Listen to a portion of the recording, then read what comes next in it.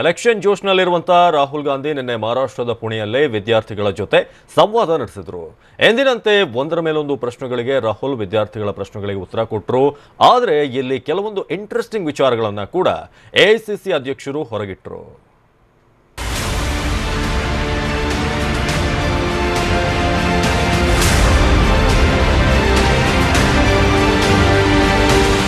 AICC ಅಧ್ಯಕ್ಷ ರಾಹುಲ್ ಗಾಂಧಿ ಲೋಕಸಭಾ ಚುನಾವಣೆಗೆ ಭರ್ಜರಿ ತಯಾರಿ ಆರಂಭಿಸಿದ್ದಾರೆ.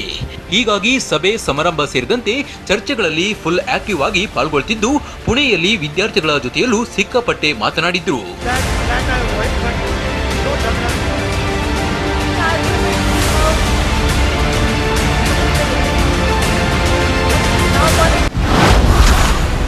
ನಾನು ನರೇಂದ್ರ ಮೋದಿಯನ್ನ ಪ್ರೀತಿಸುತ್ತೇನೆ. ನನಗಿರುವ ಪ್ರೀತಿಸುವ ಮನಸ್ಥಿತಿ ಮೋದಿಗೆ ಇಲ್ಲ. ಹೌದು, ಪುಣೆಯಲ್ಲಿ ವಿದ್ಯಾರ್ಥಿಗಳ ಜೊತೆ ಸಂವಾದದಲ್ಲಿ ಪಿಎಂ ಮೋದಿ ವಿಚಾರ ಬಂದಾಗ ಎಐಸಿಸಿ ಅಧ್ಯಕ್ಷ ರಾಹುಲ್ ಗಾಂಧಿ ಪ್ರತಿಕ್ರಿಯೆ ಹೀಗೆ ಇತ್ತು. ವಿದ್ಯಾರ್ಥಿಗಳು ಕೇಳಿದ ಪ್ರಶ್ನೆಗೆ ಉತ್ತರಿಸಿದ ರಾಹುಲ್, ಮೋದಿ ಬಗ್ಗೆ ವೈಯಕ್ತಿಕ ಸಿಟ್ಟಿಲ್ಲ, ಆದರೆ ಅವರಿಗೆ ಇದೆ ಅಂದ್ರು. I love Mr. Narendra Modi.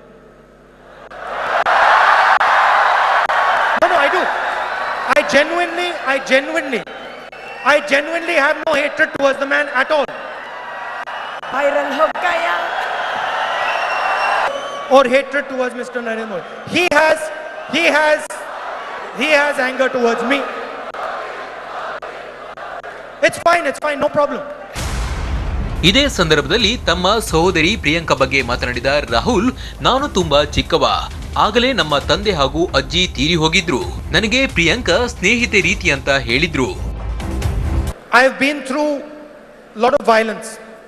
My grandmother was killed, my father was killed, and my sister was my friend throughout that journey. And so my sister and me understand each other very well. ಇದಿಷ್ಟೇ ಅಲ್ಲ, ಇನ್ನು ಹಲವು ವಿಚಾರಗಳ ಬಗ್ಗೆ ರಾಹುಲ್ ಗಾಂಧಿ ಮುಕ್ತವಾಗಿ ಮಾತನಾಡಿದ್ದಾರೆ. ತಮ್ಮ ವೈಯಕ್ತಿಕ ಬದುಕಿನ ಬಗ್ಗೆಯೂ ಮಾತನಾಡಿರುವ ರಾಹುಲ್ ಗಾಂಧಿ ಮುಂದಿನ ತಮ್ಮ ಕಾರ್ಯತಂತ್ರಗಳ ಬಗ್ಗೆಯೂ ಪ್ರಸ್ತಾವನೆ ಸಲ್ಲಿಸಿದ್ದಾರೆ. ಇದು ಚುನಾವಣೆಯಲ್ಲಿ ಯಾವ ರೀತಿ ವರ್ಕೌಟ್ ಆಗುತ್ತೆ ಅನ್ನೋದನ್ನ ಕಾದು ನೋಡಬೇಕು. Bureau report, TV9.